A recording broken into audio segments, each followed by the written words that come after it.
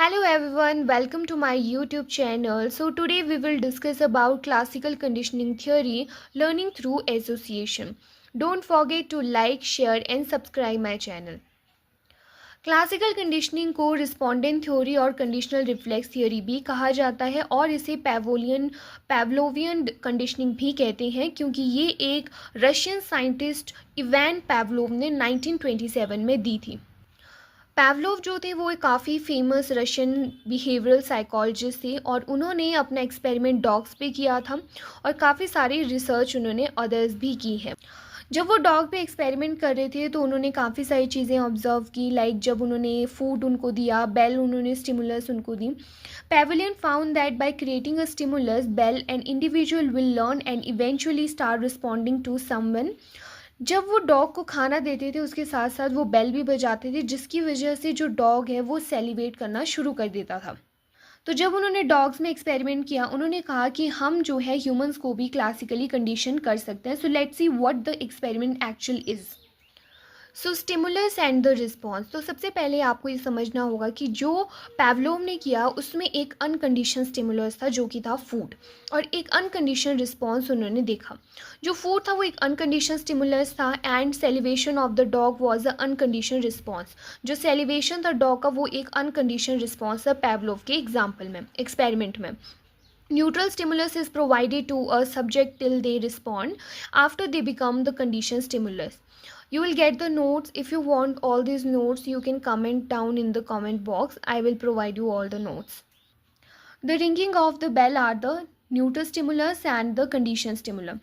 तो जब condition stimulus यानी कि फूड दिया गया तो सेलिवेशन ऑफ द डॉग यानी कि अनकंडीशनल रिस्पॉन्स आया, and neutral stimulus like become till animal response condition stimulus.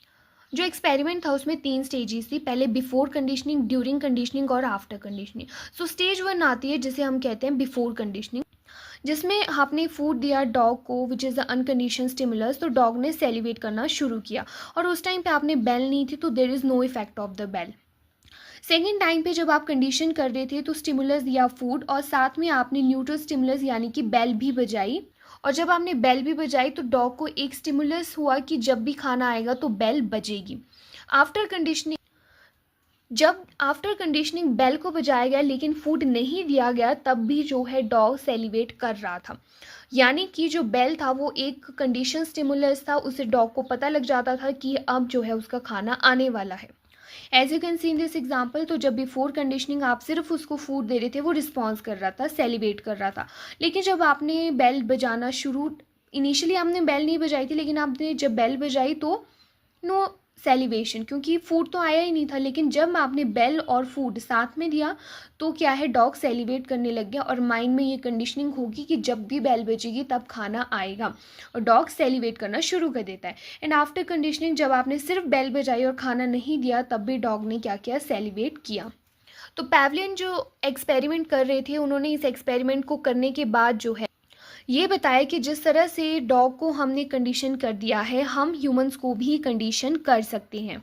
तो इसमें फूड जो था वो अनकंडीशन स्टिमुलस था और जो बेल थी वो condition stimulus. And principle of classical conditioning is the extension, क्योंकि अगर आप कुछ टाइम बाद इसे छोड़ देंगे तो स्पॉन्टेनियस इसमें रिकवरी हो जाती और इसमें हायर ऑर्डर थिंकिंग लगती है।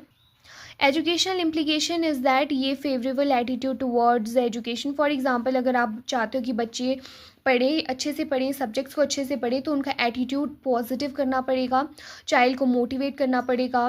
Most of the emotional responses can be learn through classical conditioning etcetera. So hope you like this video. Thank you.